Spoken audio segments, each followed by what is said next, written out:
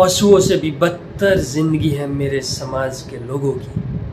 ये शब्द है बहुजनों के मसीहा, महानायक, क्रांतिकारी, महान त्यागी, बहुजनों के मार्गदर्शक और वैज्ञानिक से बने सामाजिक वैज्ञानिक मान्यवर साहेब श्री काशीराम जी के त्याग और संघर्ष भरे जीवन की दास्तान हम आपके साथ साझा करते हैं।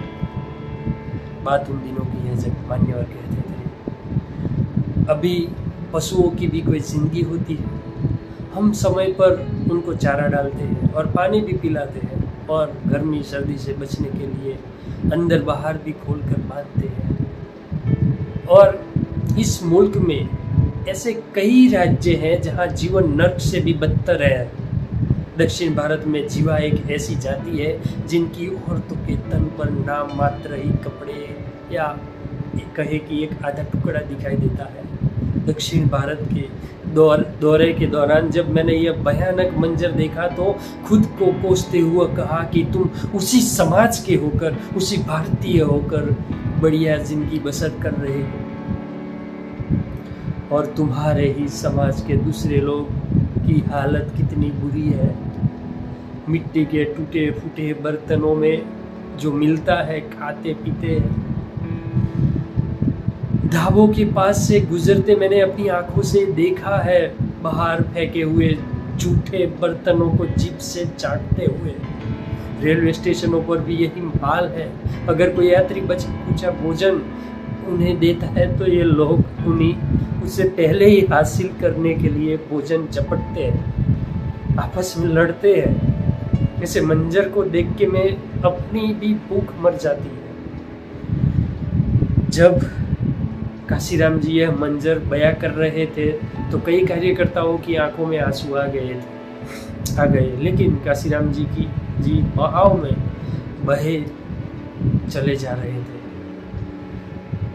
उन्होंने भारत के शूद्रों अतिशूद्रों के बारे में ही नहीं बल्कि दुनिया भर के दमित पीड़ित की हालत से कार्यकर्ताओं को अवगत कराते हुए कहा कि भारत के शूद्रों की जो दुर्दशा है वह मनुवाद के कारण है और दूसरे देशों की जो पीड़ितों की दुर्दशा है वो अमीरी गरीबी के कारण है। सबसे बुरी हालत बैकवर्ड की है। बैकवर्ड यानी कि सामाजिक शैक्षणिक पछात, जिसे हम ओबीसी कहते हैं, अदर बैकवर्ड क्लास, उन लोगों की। क्योंकि मनुवाद ने इन लोगों के कानों में यह बात डाल दी कि आप शूद्रों से लाख दर्जा अच्छे हो, इनके साथ संबंध मत रखो।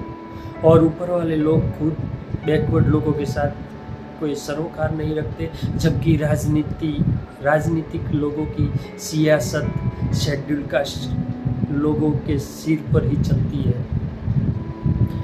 और अगर डॉक्टर आम्बेडकर ना होते तो भारत की किस्मत कभी ना बदलती। भक्ति लहर के साथ क्रांति लहर ना जुड़ी हुई थी। क्रांतिकारी लहर सिर्फ हथियार उठाने को ही नहीं बोलते, वे जो भी क्रांतिकारी बात बोलते थे भगवान को सामने रखकर ब्राह्मणवाद पर चोट करते थे। वह बात आप आज़ादी के बाद भी नहीं कर सकते। लेकिन जो बातें डॉक्टर आम्बेडकर कह गए वह क्रांतिकारी लहर भी ना कह सकी, क्योंकि गुरुओं की बात किसी ने मानी ही नहीं, बगावत को किसी ने माना ही नहीं। डॉक्टर आम्बेडकर ही जिसने सोचने समझने के बाद भारत का संविधान लिखा, उसमें जो आपको वोट का अधिकार दिया वह उसमें लिख दिया कि कोई जात पात नहीं है और कोई भी विशेष धर्म नहीं है। आदि जो संत रविदास जी ने अपनी वाणी में लिखा था कि जो हम शहरी जो मित हमारा, इस फलसफे को अम्बेडकर जी ने कानून बनाकर सबको बराबर का हक लेकर कर दिया।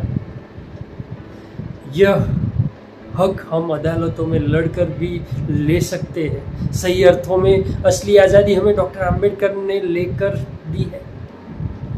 अम्बेडकर की बदौलत ही आज कुछ परसेंट एससी बड़े ओहदे पर बैठकर मलाई खा रहे हैं। आने वाली पीढ़ियाँ या तो डॉक्टर आम्बेडकर को पढ़ेगी या सिर्फ काशीराम को। मेरी एक बात आज से नोट कर लो कि भविष्य में डॉक्टर आम्बेडकर के संविधान को बदलने के लिए मनुवाद के संगठन हर समय पर यत्न करेंगे। अगर काशीराम जिंदा रह गया तो उनकी हर गिरोनी हरकत को उनकी औकात दिखा दूंगा, और तो मुझे किसी का डर भी नहीं। अगर बहुजन लंबे समय तक मुझे जिंदा रख पाए तो मैं आपको यह भी बता दूंगा कि सत्ता कैसे चलाई जाती है।